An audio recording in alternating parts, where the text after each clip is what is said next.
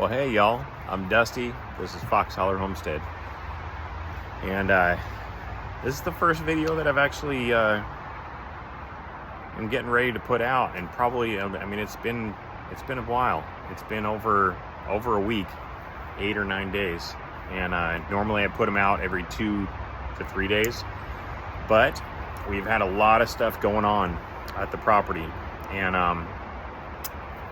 as you can see by the thumbnail,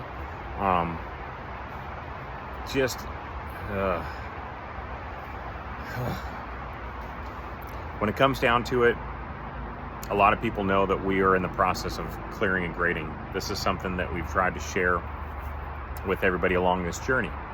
Now, clearing and grading is a permit. That permit is able to provide us the opportunity to be able to harvest some of our timber, specifically where the driveway comes up, harvest from that point over to the build site to build the driveway, and then to harvest the actual build site, which is about 1.5 acres.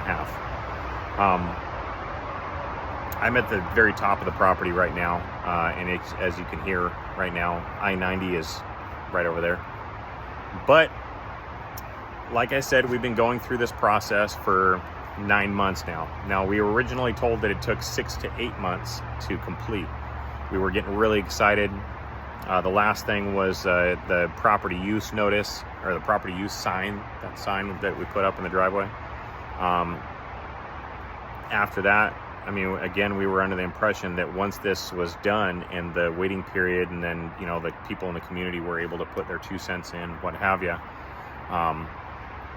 we were able to, I mean, we'd be off and running. And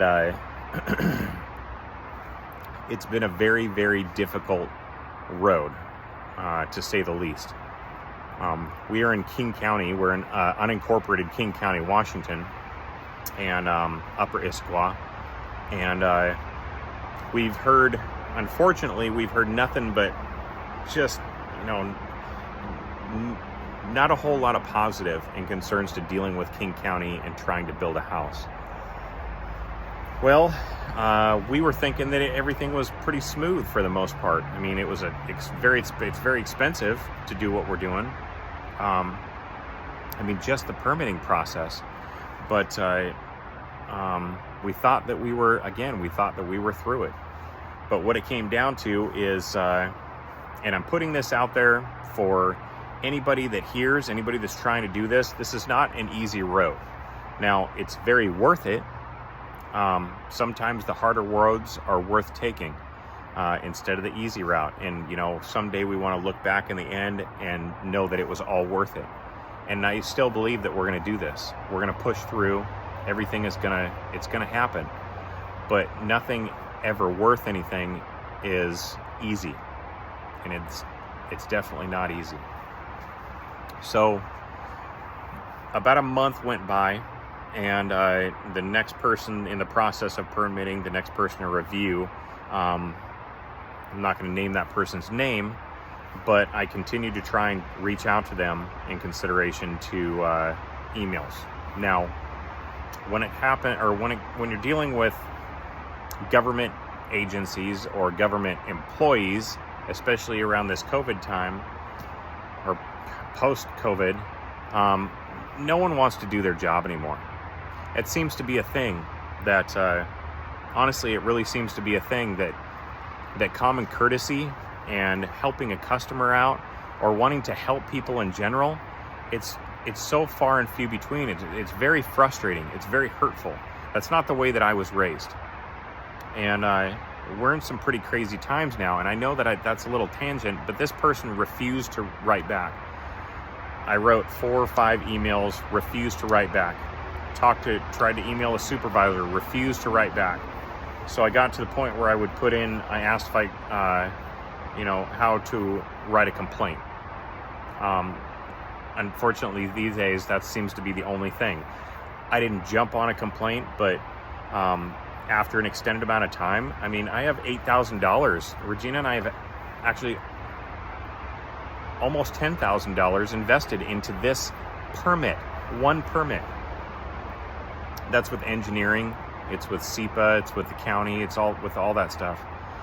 So yeah, And as soon as I inquired about a complaint, filing a complaint, 2 days later, we received a letter through the building permit site, and we were super excited. We were like, oh my gosh, maybe this actually motivated them to, push the paperwork through. Got home, no, it's 3 pages. It was a 3-page request. It has since gone on to, it's gone on to wildlife. It's gone on to wetlands, some wetlands person, and I don't know what it is. It's geological or geotech. That's what it is. And I feel busted. Honestly, I just feel broke. It's not that we can't do this right now, but the thing is that, they threw something, that the person that did that, you can obviously tell, at least I feel, I really don't want it to be, but I feel like it's retaliation for wanting to file a complaint, which I never even did. And like I said, it's 3 pages, and they're basically questioning everything. They're questioning everything, and they want an a geotech to come out, which is a couple $1,000s. They want a wetland whatever person to come out. That's a couple $1,000s. They want a new critical areas designation. That's a couple $1,000s. And then they want a wildlife person to come out and basically do a study, catch some birds, and do whatever they're going to do, check the ground and what have you, to make sure that there are no protected species on our property. Because if there are, it's everybody. I don't want to make this drag out, man. But honestly, I feel broken. We don't have the money for that. And the problem is down at the end of the paperwork, it says now you have 60 days to submit all this. That's terrible. Another thing they brought up was our driveway. The driveway was originally, our property was logged back in the 20s and 30s. The service road, or what's the existing driveway, was grandfathered in, but it was around that time. Well, I come to find out King County didn't even start their building permit process until 1941, so it predates that. The problem is they want me to prove when the driveway was put in. They want me to search out the records. They're the ones with the records. Go figure.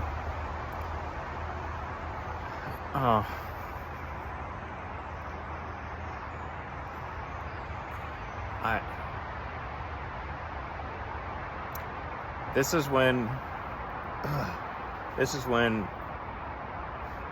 you really got to dig down deep. We want to do this. I wanted to do this for my family, to provide a life for my family.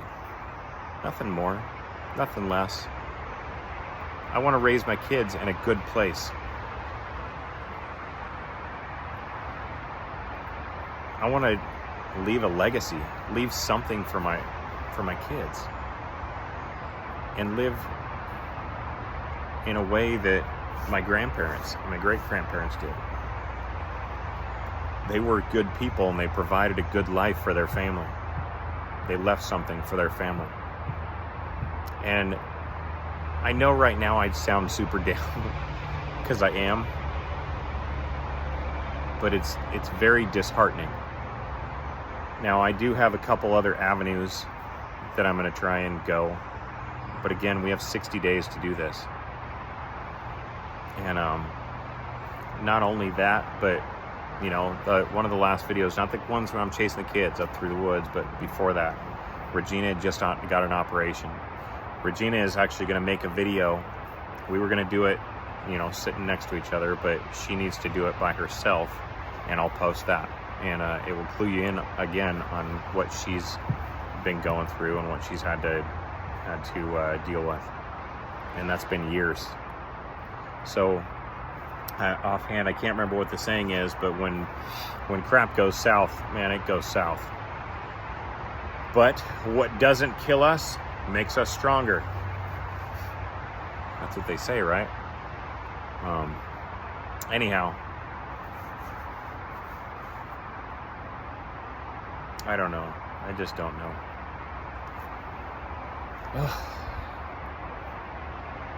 I'm going to end this for now, but I really just wanted you guys to know I'm very, very sorry. And I know that I don't have to be. I don't have to be sorry that I haven't been posting videos or Tower Crane Tuesday or any of that. I've just been in a funk, like such a funk, and it's so hard to get out of it. I have so many cool things to show you. I'll make a video here very soon. My dad, just a quick thing. My dad and Regina's dad used to be friends back when we were kids. We were 13, 14. Regina's dad used to have this old pickup. It was a 1973 Ford Ranger. Now, he did a lot of work on it, and him and Regina used to drive around and listen to 97.3 KBSG for the best oldies anytime, 97.3 KBSG. Woo! I remember every song on that radio, on that channel. And eventually, at some point, not too long after Regina and I met, my dad purchased that truck. Well, he's had that truck forever. 1973 Ford Ranger F100. And so him and I used to ride around. I have very fond memories of riding around in that truck. Well, a couple weeks ago, this is a big positive, my dad gave me that truck. And it came back to Regina and I.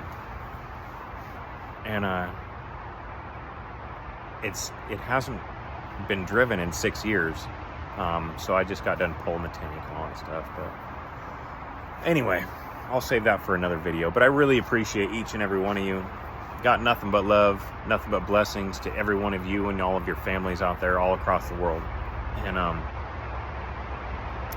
just wanted you guys to really know what was going on. And we're not giving up. I will not let these people win. They're not going to take what I've worked so hard for to provide for my family. That's not ever going to happen. I'll figure it out. This is kind of where I thrive the most, when I have to figure something out, when I'm in dire need of figuring out an answer. But until then, I'm Dusty. This is Fox Holler Homestead. We'll see you soon.